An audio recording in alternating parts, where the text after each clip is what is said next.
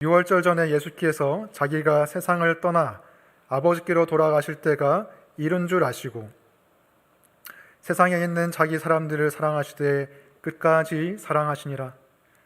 마귀가 벌써 시몬의 아들 가룟 유다의 마음에 예수를 팔려는 생각을 넣었더라.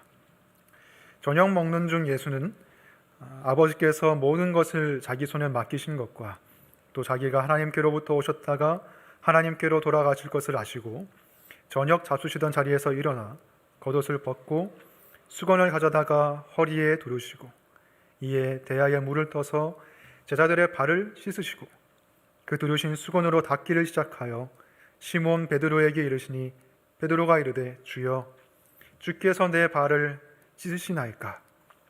예수께서 대답하여 이르시되 내가 하는 것을 네가 지금은 알지 못하나 이후에는 알리라. 베드로가 이르되 내 발을 절대로 씻지 못하시리이다. 예수께서 대답하시되 내가 너를 씻어주지 아니하면 네가 나와 상관이 없느니라. 시몬 베드로가 이르되 주여 내 발뿐 아니라 손과 머리도 씻어주옵소서.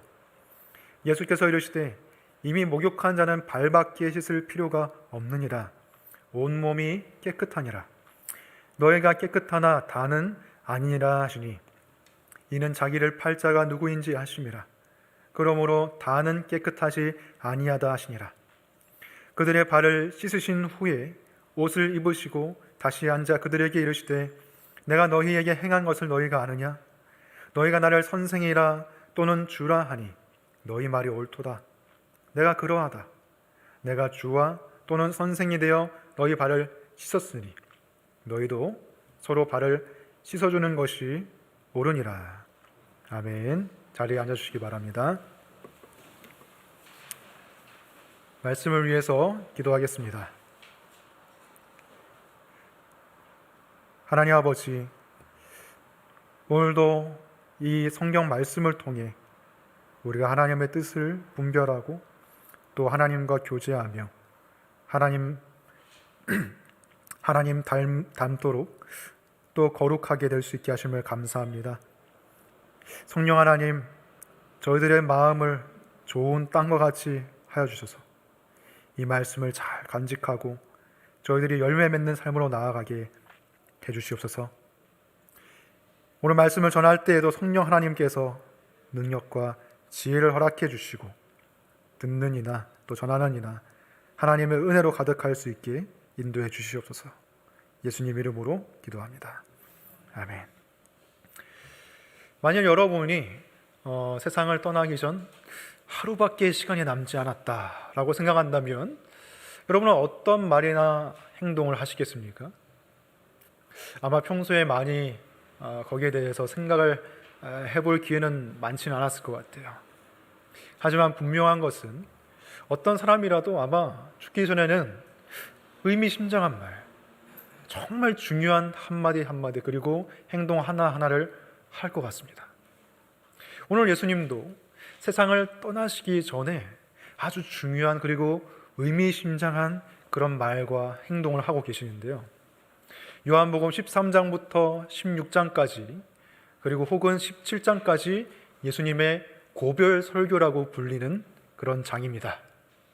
13장 중반부터 16장까지는 예수님께서 제자들에게 마지막으로 하시는 당부의 가르침, 그리고 17장은 예수님께서 대제사장으로서 제자들을 위해서 기도하시는 그러한 말씀이 나와 있어요.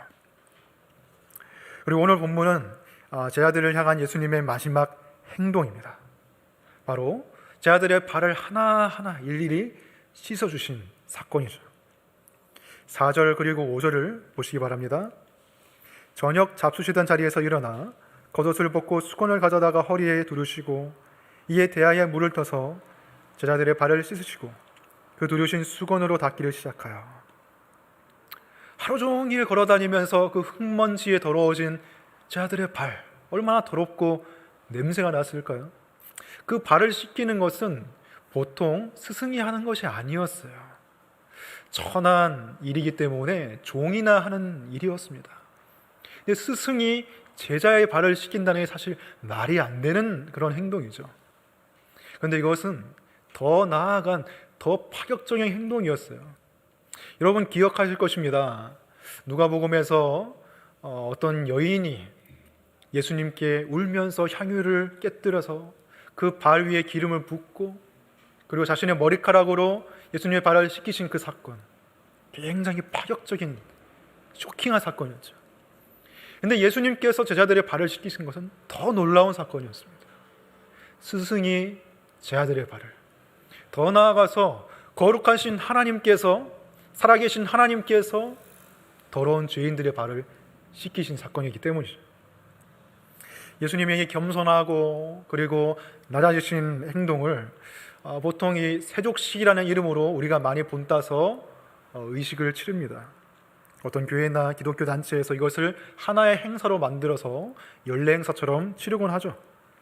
서로의 발을 씻어주면서 부부나 친구나 선생과 제자나 서로에 대한 겸손과 이 사랑을 발을 씻어주면서 나타냅니다. 물론 이 예수님께서 제자들의 발을 씻겨주신 것에는 그런 겸손과 섬김의 의미가 다 들어가 있어요. 우리는 마땅히 그것을 본받아야 합니다. 마땅히 서로를 섬겨줘야 합니다. 하지만 오늘 말씀을 잘 살펴보시면 그 이상의 뜻이 있다는 것을 여러분이 알게 될 거예요. 표면적으로 봤을 때는 겸손과 섬김의 의미가 있지만 그 표면 아래에 깊숙이 진정한 의미가 담겨 있다는 거예요. 많은 사람들이 성경을 그냥 우리가 무엇을 해야 하는지 가르쳐주는 어떤 도덕책처럼 여기는 경우가 많이 있죠. 특별히 창세기의 인물들에 대해서 말하면서 아브라함을 본받아야 된다, 훌륭한 요셉처럼 훌륭한 사람이 돼야 된다, 이렇게 설교를 하곤 합니다. 물론 우리가 그 인물들에게서 좋은 점들을 본받아야 되고 우리가 그 인물들의 신앙의 선조의 발자취를 따라가야 되는 것은 맞는 말이에요. 그런데 성경의 궁극적인 주인공은 인간이 아니라 하나님이시죠. 성경의 궁극적인 주제는 하나님이 죄 많은 인간들을 구원하시는 이야기입니다.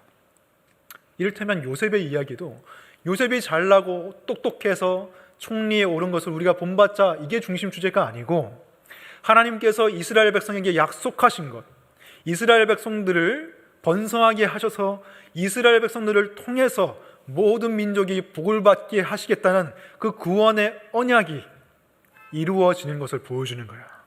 요셉을 통해서. 요셉은 도구에 불과해요. 하나님께서 이스라엘 백성들과 요셉을 통해서 구원을 이루시는 게 중심 주제죠. 마찬가지로 오늘의 본문의 말씀도 어떤 도덕적인 가르침을 주는 것 이상으로 복음의 은혜와 깊이 연결되어 있어요. 1절 말씀을 보겠습니다. 6월절 전에 예수께서 자기가 세상을 떠나 아버지께로 돌아가실 때가 이른 줄 아시고 세상에 있는 자기 사람들을 사랑하실 때 끝까지 사랑하시니라. 여러분, 끝까지 사랑한다는 것은 도대체 어떤 사랑일까요? 여러분, 끝까지 사랑하는 그 사랑을 받아본 적이 있습니까? 끝까지 사랑한다는 거에 무슨 개념인지 머릿속 또는 마음으로 이해가 되시나요? 아마 이것을 알 수 있는 사람은 거의 없을 것입니다. 왜? 이러한 사랑을 베푸는 존재가 없기 때문에. 끝까지 사랑한다는 것은 무슨 의미입니까? 상대의 모든 허물, 죄, 악한 행동들, 정말 들키고 싶지 않은 그런 속마음들, 남모르게 저지르는 죄악들, 그걸 다 알면서도, 속속들이 알면서도 끝까지 사랑하고 허물을 용서해주는 그것이 끝까지 사랑하는 거야. 이런 사랑을 누가 주겠습니까? 얼핏 생각하면 부모님이 주시지 않을까? 이렇게 생각하지만 여러분 한번 테스트 해보시겠어요? 부모님한테 여러분이 머릿속으로 떠오르는 모든 짜증과 원망과 불만을 한번 거짓없이 다 말해보세요.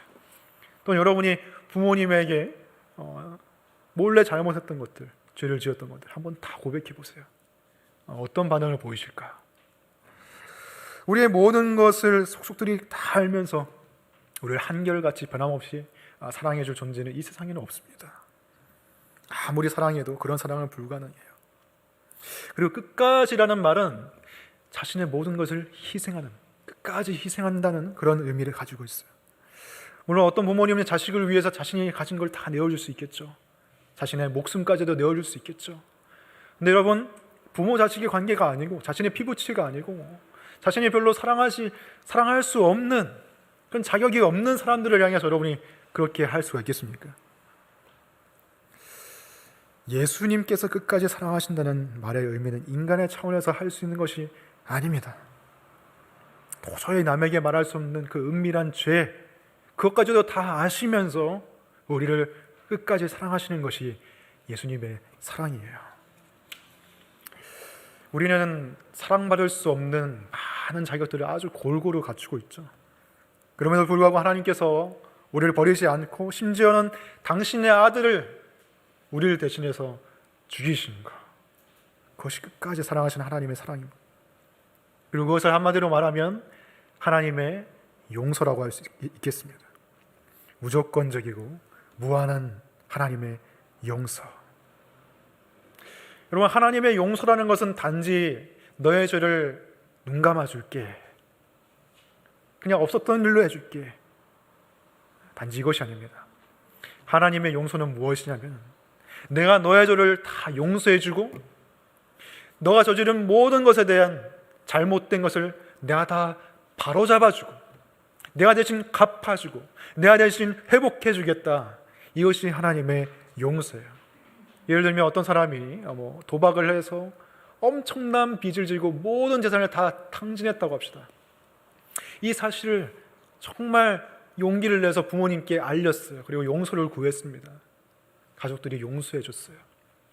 근데 이미 재산을 다 날린 것은 어쩔 수가 없겠죠. 근데 하나님의 용서란 그것을 넘어서서 모든 빚을 다 탕감해주고 그리고 원래 있었던 재산까지도 다 회복시켜주는 것이 하나님의 사랑이고 용서예요. 그래서 예수님께서는 그 무한하신 사랑과 용서를 말로 전하시기보다 어떤 행동으로 나타내 보여주시려고 하셨어요. 그래서 제자들에게 아주 파격적으로 자신을 낮추셔서 제자들의 발을 씻어주신 거예요. 6절 7절 말씀 보시면 시몬 베드로에게 이르시니 베드로가 이르되 주여 주께서 내 발을 씻으시나이까? 예수께서 대답하여 이르시되 내가 하는 것을 네가 지금은 알지 못하나 이후에는 알리라. 베드로의 입장에서는 정말 상상치도 못한 일이 일어난 것이죠. 어떻게 예수님이 내 발을 씻으십니까? 이건 종이 나는 일인데 예수님께서 말씀하십니다. 지금은 네가 그 의미를 모를 것이다 하지만 나중에는 알게 될 거야.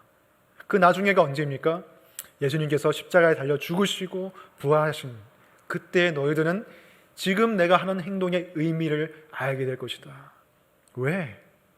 바로 이 의미 안에, 이 행동 안에 예수님의 죽으심에 대한 내용이 포함되어 있기 때문에 너희들의 발을 씻어주는 것은 내가 십자가에 달려서 그 보혈의 피로 너의 영혼을 씻어주는 것이란다. 베드로는 이 사실을 당시로서는 깨달을 길이 없었어요. 그래서 예수님께서 자신의 발을 씻어주시려고 하자 본능적으로 거부해버리죠. 8절을 보시면 베드로가 이르되 내 발을 절대로 씻지 못하시리이다. 예수께서 대답하시되 내가 너를 씻어주지 아니하면 네가 나와 상관이 없느니라. 무슨 말입니까? 내가 너의 구주가 되려면 너의 발을 씻어줘야 돼. 세상에서 더러워진 너의 발을 씻어주는 것처럼 세상에서 죄로 물들고 그렇게 악취가 나는 너의 영혼을 내가 씻어주지 않으면 너와 나는 상관이 없단다 라고 말하는 거예요. 근데 베드로는 이 말을 잘 알아듣지 못했어요. 그래서 베드로는 그 특성상 좀 오버하는 일이 있죠. 그래서 이렇게 말합니다. 주여 내 발뿐 아니라 손과 머리도 씻어주옵소서. 예수께서 이르시되 이미 목욕한 자는 발밖에 씻을 필요가 없느니라. 온몸이 깨끗하니라. 여기서 예수님께서 발을 씻는 것 그리고 목욕하는 것 이 둘을 구분해서 말씀하고 계시죠. 그렇다면 목욕은 무엇이고 발을 씻는 것은 무엇일까요? 먼저 목욕이란 단번에 모든 죄를 사하시는 용서를 말합니다. 우리의 신분이 단번에 바뀌는 그 구원의 은혜를 말합니다. 한편 발 씻는다는 것은 주기적으로 그 단번에 행하신 그 용서를 확인하고 체험하는 것이 발 씻음이에요. 목욕과 발 씻음은 바로 이 신분과 체험의 관계를 가지고 있는 거예요. 우리는 예수님을 믿을 때 과거와 현재와 미래의 모든 죄를 사함받고 하나님의 자녀가 됩니다. 그 사실은 변함이 없는 거예요. 하지만 요한일서를 보면 이런 말씀이 있죠. 요한일서 1장 8절 9절을 보시면 만일 우리가 죄가 없다고 말하면 스스로 속이고 또 진리가 우리 속에 있지 아니할 것이요 만일 우리가 죄를 자백하면 그는 미쁘시고 의로우사 우리 죄를 사하시며 우리를 모든 불의에서 깨끗하게 하실 것이요. 우리는 모든 죄를 한 번에 용서받았다고 했습니다. 그런데 이 말씀을 보면 우리 죄를 자백하라고 나와 있어요. 우리 죄를 하나님께 고하고 회개하라고 나와 있어요. 아니, 모든 죄를 용서받는데 우리가 왜 회개를 해야 돼? 이렇게 생각하고 이렇게 주장하고 그것을 실천한다면 그럼 구원파 이단에 속하는 거예요. 구원파 사람들은 다 용서받았으니까 우리는 매일 회개할 필요가 없어 라고 말하는 거예요. 과연 그럴까요? 우리가 죄를 지었을 때 하나님께서 우리의 모든 죄를 용서해 주시고 우리를 자녀 삼아 주셨죠. 우리와 하나님과의 관계는 그런 인격적인 관계를 맺게 됐어요. 하나님은 아버지시고 우리는 자녀예요. 그런 인격적인 관계 속에 있는데 우리가 죄를 지으면 어떤 상황, 어떤 마음을 가지게 됩니까? 여러분 죄 다 지어보셨죠? 죄 지으면 어떤 마음이 듭니까? 숨고 싶은 마음, 부끄러운 마음, 하나님 앞에 나아가기 싫은 마음이 들죠. 토요일날 죄 지으면 주일날 교회 가기가 싫어요. 방금 죄 지었는데 그 다음에 또 성경 읽기가 싫어져요. 왜? 부끄러우니까, 면목이 없어서. 그렇게 조금씩 죄를 지으면서 회개하지 않으면서 하나님 앞에 담을 쌓아가고 있는 거예요. 신분상으로는 여전히 하나님의 자녀입니다. 여전히 하나님의 자녀, 그건 변함이 없어요. 그런데 죄를 지으면 하나님과 우리의 인격적인 관계 속에서 친밀함이 사라지고 우리 편에서 하나님께 담을 쌓게 되는 거예요. 여러분 경험해 보셨죠? 근데 너무 신학적으로 생각하는 사람, 제대로 생각하면 상관없는데 내가 하나님 앞에 모든 죄를 용서받았기 때문에 상관없어 라고 잘못된 신앙을 가지고 있는 사람이면 하나님과의 관계가 어그러집니다. 하나님을 마치 기계처럼 생각하게 되는 거예요. 하나님이 다 용서해 줬으니까 이제 끝이야, 난 더 이상 회개할 필요가 없어 라고 하면서 하나님과의 관계가 점점 멀어지는 것입니다. 여러분 이것을 가장 조심해야 돼요. 이것이 마귀가 가장 원하는 것입니다. 하나님의 자녀가 되었지만 마치 그것이 아닌 것처럼 살아가게 만드는 것, 하나님께 죄를 고하고 다시 그 용서를 체험하는 일이 없이 계속 하루하루 살아가게 만드는 것, 그것이 사탄이 가장 원하는 시나리오예요. 여러분이 마지막으로 하나님께 진실하게 여러분의 죄를 고백하면서 기도한 적이 언제입니까? 그 진실된 죄의 고백, 그 가운데서 나의 모든 것을 용서해 주신 십자가의 은혜를 다시금 생생하게 경험한 적이 언제입니까? 그것이 점점 사라지는 순간 우리는 하나님과 기계적인 관계를 맺게 되는 거예요. 우리가 드리는 죄의 고백 때문에 하나님께 용서를 얻는 것이 아닙니다. 오히려 반대예요. 하나님께서 모든 죄를 용서해 주셨기 때문에 우리는 담대하게 그의 보좌 앞에 나아가서 다시금 아바 아버지라고 부르면서 우리의 죄를 고백하고 하나님 품에 안길 수가 있는 것입니다. 우리의 어떤 간절한 기도가 하나님께 용서를 얻어내는 게 아니에요. 오히려 단번에 용서하심을 받았기 때문에 우리는 다시금 하나님 앞에 그 친밀함을 호소하며 나아갈 수가 있는 것입니다. 매일 우리는 회개가 필요합니다. 매일 죄를 고백하고 다시금 우리가 은혜 안에 있음을 체험해야 돼요. 그래서 우리가 예배 시간마다 매일매일 매주마다 고백의 시간을 가지는 거예요.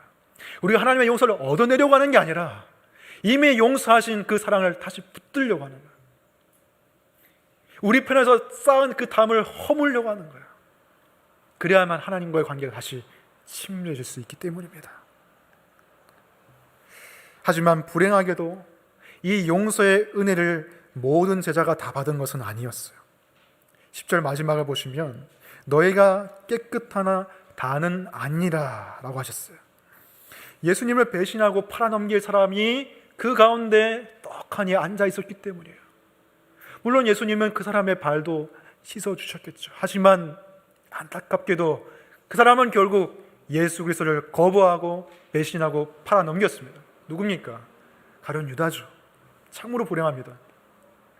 이 가룟 유다에 대해서는 우리가 2주 뒤에 자세히 설명드릴 기회가 있을 거예요. 그래서 오늘은 잠시 접어두고 계속해서 이 용서에 대해서 우리가 알아보도록 하겠습니다. 하나님의 용서에는 크게 두 가지 차원이 있어요. 첫 번째는 완전한 깨끗함이에요. 완전한 깨끗함. 우리는 지금 아주 쾌적하고 위생적인 환경 가운데 살고 있죠. 특별히 이번 사태를 통해서 우리나라가 얼마나 보건 시스템이 잘 돼 있고 위생적인가, 그런 것을 다시 한번 알게 됐어요.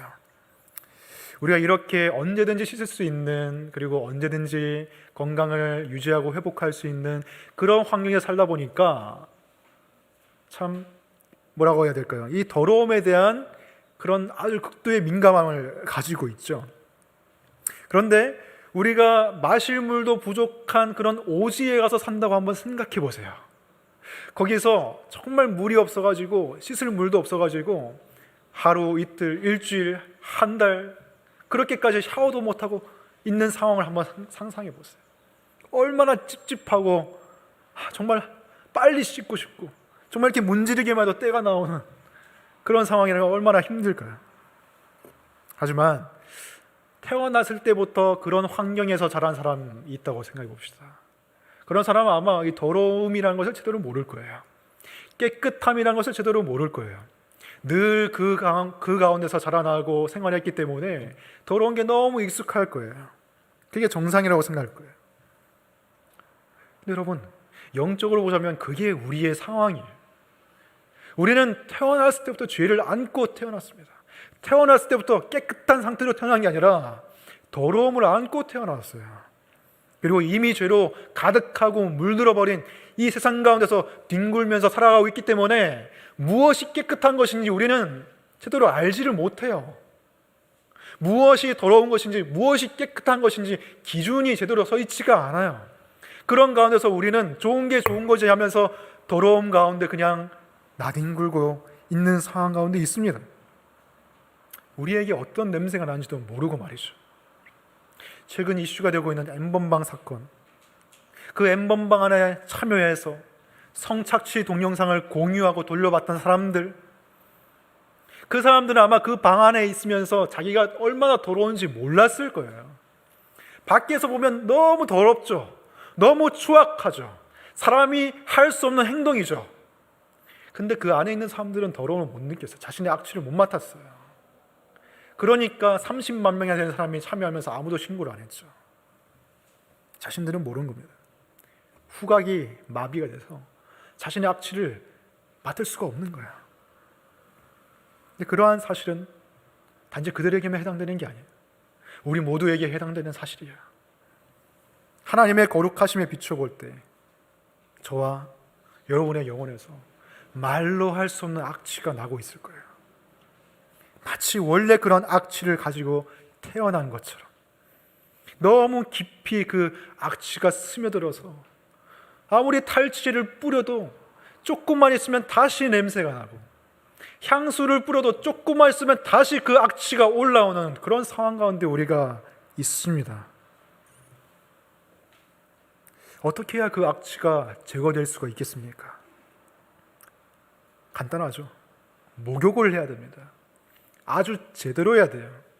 근데 우리는 목욕할 의지가 없어요. 하고 싶지도 않아요. 탈취제만 뿌리고 있는 거예요. 하지만 예수님의 죽으심을 통해서 우리에게 주어지는 그 용서는 우리를 완전하게 깨끗하게 해주시는 목욕과 같다는 거예요. 히브리서 10장 10절 말씀을 보시면 이 뜻을 따라 예수 그리스도의 몸을 단번에 들이심으로 말미암아 우리가 거룩함을 얻었노라. 거룩함을 얻었노라. 여러분, 이 거룩함을 얻는 게 얼마나 어려운 일인지 아십니까? 태어났을 때부터 더러움을 안고 태어나고 더러운 세상 가운데 뒹굴며 살아가는 우리가 이 거룩함을 얻는 게 얼마나 어려운 일인지 아십니까? 우리의 노력으로는 불가능해요. 탈취제 뿌리고 향수 뿌리는 우리의 노력으로는 얻을 수 없는 거룩함입니다. 이건 하나님께 속한 거룩함입니다. 근데 우리가 이것을 얻었어요. 어떻게? 예수 그리스도께서 단번에 자기의 몸을 들이심으로 우리가 얻을 수 없는 것을 얻었습니다. 우리가 얻을 수 없는 깨끗함을 우리가 단번에 얻은 거예요. 조금씩 네가 알아서 깨끗해져 봐. 이게 하나님의 용서가 아니었어요. 완전히 깨끗함을 우리에게 주신 것입니다. 이게 하나님의 용서예요. 그래서 우리가 감사할 수 있는 것입니다. 두 번째는 죄의 저주에서 해방되는 것입니다. 어떤 사람이 파티를 열어서 지나가는 사람들을 초대해가지고 길거리에 우리가 음식을 나눠줄 테니 먹으시오 라고 하고 있다고 생각해 봅시다. 운이 좋은 사람은 이제 지나가다가 발길을 돌려가지고 맛있는 냄새가 나니까 음식을 얻어 먹을 수가 있겠죠. 근데 어떤 사람들은 운이 좋지 않아가지고 그냥 못 본 채 하고 지나가고 그 음식을 이제 못 먹게 되는 경우도 있겠죠. 그 경우에는 그냥 먹었으면 좋았겠지만 못 먹으니까 아쉽다, 이런 아쉬움 정도로 끝나게 될 것입니다. 근데 여러분, 하나님께서 베푸시는 용서의 은혜란 아쉬움으로 끝나는 게 아니에요. 용서를 못 받았으니까 아쉽다, 그냥 이렇게 살면 되지, 이게 아니에요. 하나님의 용서를 못 받았다는 것은 곧 하나님의 저주를 받는다는 것을 뜻하는 것입니다. 하나님의 용서를 받고 안 받고는 그냥 아쉬움으로 끝나는 것이 아니라 용서를 받는 자가 있고 아니면 하나님의 저주를 받게 되는 둘 중에 하나라는 것입니다. 하나님의 용서는 값싼 용서가 아니에요. 하나님의 용서는 그냥 베풀어 주신 게 아니고 또 그것을 받지 않으면 아무 일도 일어나는 것이 아닙니다. 받지 못하면 저주를 받게 되고 우리의 더러움과 우리의 죄과에 대한 모든 그 삭슬 우리 자신이 봐야 되는 거예요. 이것은 그냥 음식을 못 먹는 차원이 아닙니다. 이것은 우리가 들고 있는 독이 든 잔을 예수님께서 대신 마시시고 예수님이 들고 있던 그 생수를 우리에게 주신 그러한 사건이에요. 그것이 하나님의 용서의 은혜입니다. 아주 값비싼 것을 우리가 얻은 거예요. 죄의 저주에서 해방된 것입니다. 근데 우리는 이 값비싼 구원을, 값비싼 용서를 잘 모르는 것 같아요. 머리로는 알고 있는데 잘 모르는 것 같아요. 머리로는 알고 있는데 제대로 된 반응을 못 보이는 것 같아요. 값비싼 용서를 얻었음에도 불구하고 그 용서의 은혜에 합당하게 우리가 살아가지를 않아요. 마치 너무나 값싼 용서를 얻은 것처럼, 그냥 음식을 못 얻어 먹은 것처럼 그냥 우리는 다시 죄를 향해서 달려갈 때가 얼마나 많습니까? 정상적인 반응은 무엇이죠? 정상적인 반응은 값비싼 그 구원, 보혈의 공로를 힘입어서 우리가 용서를 받았으니 이제 하나님, 내 삶을 하나님 뜻대로 이끌어 주세요. 내가 도대체 어떻게 하면 그 값비싼 용서에 합당하게 살아가겠습니까? 그렇게 하나님 앞에 기도하고 외치는 것이 정상적인 반응이죠. 근데 우리는 그 정상적인 반응을 못하는 영혼을 가지고 있어요. 그만큼 우리는 죄가 깊고 영혼이 고장나 있고 감정도 고장나 있고 우리는 하나님 앞에 올바른 반응을 못하는 상황 가운데 있습니다. 절대적으로 하나님 앞에 우리가 기도할 수밖에 없는 상황이 있어요. 하나님, 제가 그 값비싼 용서의 은혜에 합당하게 반응할 수 있는 마음을 주세요. 그 기도를 하나님 앞에 드릴 수밖에 없는 거예요. 누가복음 7장 47절 말씀을 보면 그 여인이 값비싼 향유를 예수님의 발 아래 깨뜨리고 그 기름으로 머리카락을 적셔서 예수님의 발을 씻겨줬죠. 왜 그렇게 했습니까? 예수님의 그 구원의 은혜가 값비싼 것을 알았기 때문이 아닐까요? 그것까지는 몰랐다 할지라도 예수님께서 자신에게 베풀어진 그 사랑이 얼마나 값비싼 것인지 알았기 때문에 자신의 값비싼 것을 깨뜨리지 않았을까요? 이것이 정상적인 반응이에요. 우리가 그분께 깨뜨릴 옥합이 없다면 우리의 삶을 깨뜨려서 합당한 반응을 해야 할 것입니다. 주님, 저의 삶을 내어드리오니 그 용서의 은혜에 합당하게 제가 살아갈 수 있게 해주세요. 합당한 반응을 우리가 드릴 수 있으면 좋겠습니다. 그래서 예수님께서는 그런 의미에서 제자들에게 무엇이 합당한 행동인지 알려주시고 있습니다. 12절 말씀을 보시면 예수님께서 제자들의 발을 다 씻기신 후에 옷을 입으시고 다시금 제자들에게 말씀하세요. 내가 너희에게 행한 것을 너희가 아느냐? 즉, 이 발 씻음의 진정한 의미가 무엇인지 아느냐? 그리고서 말씀하십니다. 13절 14절 보시면 너희가 나를 선생이라 또는 주라 하니 너희 말이 옳도다. 내가 그러하다. 내가 주와 선생이 되어 너희 발을 씻었으니 너희도 서로 발을 씻어주는 것이 옳으니라. 이 말을 그저 표면적으로 받아들이면 진짜 그냥 세족시켜라, 너희들끼리 모여서 다음에도 또 세족시켜라, 뭐 이렇게 받아들일 수 있겠지만 진정한 의미가 무엇입니까? 내가 너희의 죄를 용서해 준 것처럼 너희도 서로 용서하라, 이 말입니다. 예수님께서 우리를 어떻게 용서해 주셨나요? 끝까지 사랑하시면서 용서해 주셨죠. 우리의 모든 허물과 죄를 아시면서 다 덮어주시고 용서해 주셨죠. 우리도 그렇게 용서하라는 것입니다. 여러분 중에 어떤 분들은 그 용서의 이슈가 현재의 진행형일 수도 있겠죠. 여러분이 아직 용서하지 못한 사람들이 떠오르는 분들도 있을 거예요. 근데 어떤 분들은 나는 평소에 착하게 살았기 때문에 그렇게 척지고 사는 그런 스타일이 아니기 때문에 나는 이런 일이 없어 라고 생각할지 모르지만, 우리가 죄로 물들어 있고 이 죄악된 세상 가운데 살아가면서 언젠가는 여러분의 미래에 누군가를 용서해야 되는 또는 용서받아야 되는 그런 상황에 놓일 거예요. 이 용서의 이슈는 아무도 피할 수가 없는 거예요. 그것이 부모님이 됐든 여러분의 자녀가 됐든 직장 동료가 됐든 또는 가장 가까운 배우자가 됐든 여러분이 용서를 베풀어야 되고 용서를 받아야 되는 상황이 반드시 올 거예요. 누군가를 용서하기 위해서 기억해야 할 두 가지를 말씀드리고 오늘 말씀을 정리하겠습니다. 첫 번째로, 용서의 결과에 연연하지 마시기 바랍니다. 내가 용서를 베풀면 저 사람은 마땅히 변화되어야 될 거야, 저 사람이 마땅한 태도를 보여야 내가 용서를 베풀 거야 라고 우리가 생각하기 쉽죠. 근데 여러분, 그런 조건을 달면 용서를 할 수가 없습니다. 하나님의 용서를 생각해 볼까요? 만약에 하나님께서 내가 너희를 용서해 줄 테니 그 용서는 즉시 너희는 행동의 변화를 보이거라 라고 말씀하신다면 우리 중에 누가 용서를 받겠습니까? 그런데도 불구하고 하나님께서는 이미 예수 그리스도를 믿는 우리에게 과거와 현재와 미래의 모든 죄를 용서해 주시는 그 용서를 베푸셨죠. 근데 지금 우리의 모습이 어떻습니까? 그 용서에 합당하게 거룩하게 변화됐습니까? 하나님이 원하시는 수준만큼 변화됐습니까? 노력은 하겠죠. 하지만 우리는 하나님이 원하시는 수준만큼 변화되지 못했어요. 그럼에도 불구하고 하나님께서는 이것을 다 아심에도 불구하고 끝까지 사랑하셨어요. 용서하셨어요.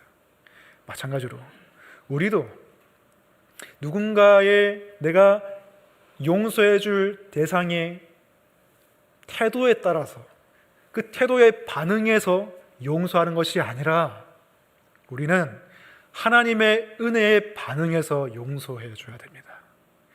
사람이 기준이 아니라 하나님이 기준인 거예요. 두 번째로, 용서는 감정이 아니라 의지에 더 가깝다는 것을 기억하시기 바랍니다.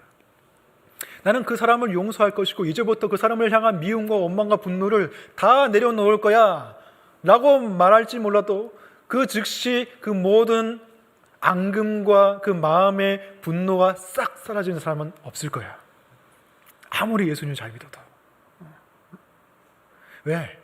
인간의 감정은 그런 식으로 작동하는 게 아니에요. 한 번에 모든 원망과 모든 상처가 쉽게 내려가면 좋겠지만 그런 일은 거의 안 일어나요.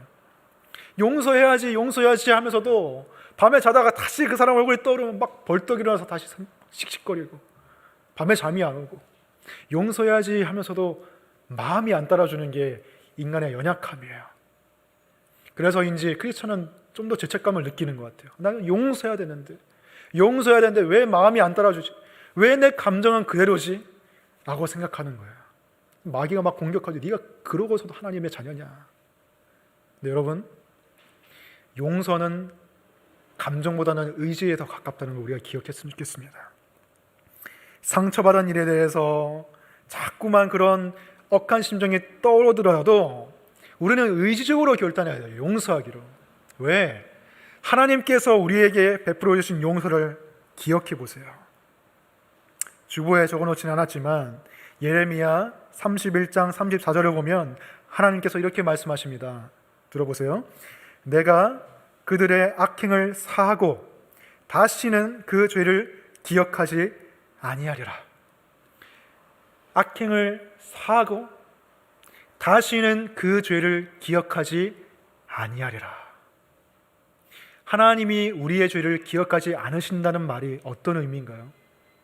하나님이 깜빡깜빡하셔서 그 사실을 잊어버리신다는 뜻인가요? 아니시죠? 그럴 일은 없으시죠? 우리 인간도 하나님보다 훨씬 더 지능이 안 좋고 기억력이 안 좋은데도 내가 상처받고 내가 피해본 거는 귀신같이 기억하잖아요. 끝까지 기억하잖아요. 근데 어떻게 하나님께서 우리의 죄와 우리의 악행을 잊어버리시겠습니까? 하나님께서 기억하지 않겠다고 하시는 것은 하나님의 의지적인 선포예요. 하나님의 의지적인 결단입니다. 내가 너희 죄를 사했으니 이제부터는 그 죄를 가지고 너희를 다시 처벌하거나 너희에게 다시 저주하거나 그럴 일은 없을 것이다, 이 말입니다. 너희 죄를 다시 들추어내서 너희를 벌하는 일은 없을 것이다. 하나님의 강력한 의지가 들어있는 거예요. 다시는 기억하지 않겠다. 다시는 들춰내지 않겠다. 이것이 우리의 용서의 모습이 되어야 돼요. 어떤 사람은 나는 뒤끝 없어 다 용서했어 하면서 계속 다니는 데마다 자기가 미워하는 사람 험담하고 뒷담화하고 그런 사람들이 있죠. 용서가 안 된 거예요. 용서를 안 한 거예요. 우리의 용서는 하나님처럼 내가 그의 죄를 사하고 용서하고 다시는 기억하지 않겠다. 무슨 말입니까? 다시는 내가 그 죄 때문에 그 사람을 험담하지 않을 것이고 그 사람을 보복하지 않을 것이고 그 사람을 저주하지 않겠다. 이 의지적인 결단을 우리가 내리는 것입니다. 비록 내 마음은 아직 정리되지 않았고 내 감정은 아직 완전히 처리되지 않았지만 하나님께서 날 그렇게 용서해 주셨기 때문에 나도 결단하는 거예요. 다시는 저주하지 않겠다. 다시는 험담하지 않겠다. 그것이 우리가 할 수 있는 의적인 용서이고 다만 우리는 기도할 뿐입니다. 하나님, 내가 하나님의 은혜를 더 진실하게 깨닫게 해주셔서 내 마음까지도 변화되게 해주세요 라고 기도할 뿐이죠. 이제 말씀을 마무리하겠습니다. 예수님의 발 씻어주심의 진정한 의미는 무엇이었습니까? 우리의 죄를 예수님의 보배로운 피로 단번에 씻어주시는 것, 용서였고 우리의 모든 죄악을 속속들이 다 아시면서도 끝까지 사랑하시는 사랑이었습니다. 예수님의 보혈로 우리는 모든 죄를 용서받았어요. 용서받았기 때문에 저와 여러분은 매일매일 하나님의 은혜의 보좌 앞에 나아가 우리의 죄를 고하고 다시금 그 십자가의 은혜를 기억해야겠습니다.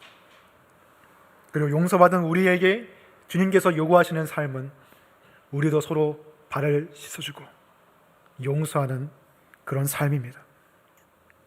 그렇게 용서를 체험하고 또 용서를 실천하는 삶으로 나아갈 수 있도록 하나님께서 은혜 베풀어 주시기를 주님의 이름으로 축원합니다. 기도하겠습니다.